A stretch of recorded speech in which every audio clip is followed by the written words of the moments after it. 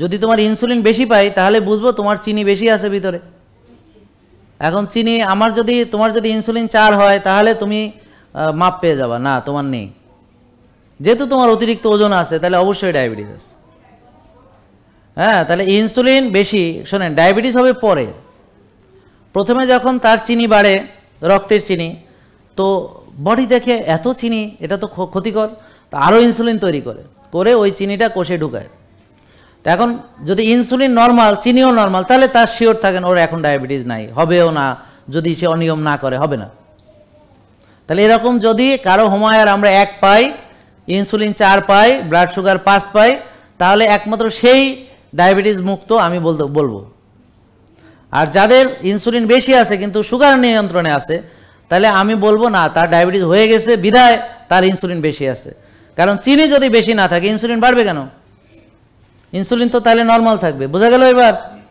তাহলে এখন এটা বোঝার জন্য যতটুকু নলেজ দরকার খুব সংক্ষেপে বোঝাচ্ছি। দেখেন, এটা হলো সেল যদি খালি থাকে, আপনি ভাত রুটি খান, ফল খান, দুধ খান, যা ইচ্ছা খান, রক্তে চিনি আসবে, রক্তের চিনি কোষে ঢুকবে, ইনসুলিন রক্তের চিনি কোষে ঢুকাবে, এবং এই চিনি কোষে শক্তি হিসেবে ব্যবহার হবে, এটিপি তৈরি হবে, আপনি সুন্দর সেই শক্তি দিয়ে চলবেন।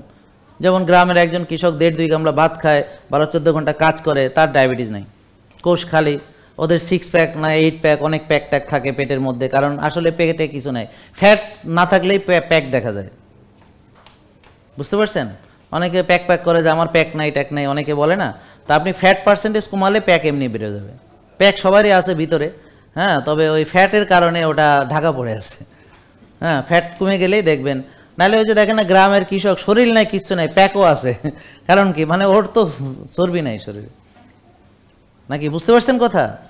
তাইলে কোষ খালি থাকলে এই খাবারগুলো আপনি ব্যবহার করলেন, শক্তি হলো, আপনি শক্তি ব্যবহার করে চললেন, কোনো অসুবিধা নেই। কিন্তু ধরেন আপনি খেয়ে যাচ্ছেন, ওদিকে ব্যবহার করতেছেন না, এখন যেই খাবারটা শক্তি হিসেবে ব্যবহার হবে না, সেটা আলটিমেটলি চর্বি হিসেবে জমা হবে। কি হিসেবে জমা হবে?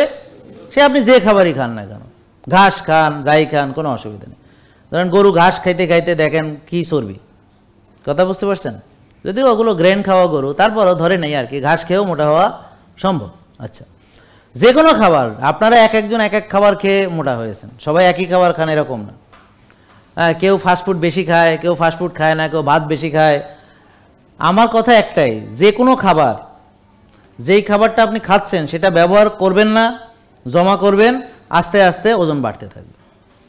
এখন কারো আগে বাড়ে, কারো পরে বাড়ে, কারণ মেটাবলিজম সবার একরকম থাকে না।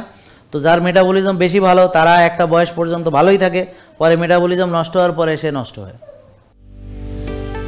জেকে লাইফস্টাইল, ওষুধ মুক্ত সুস্থ জীবন।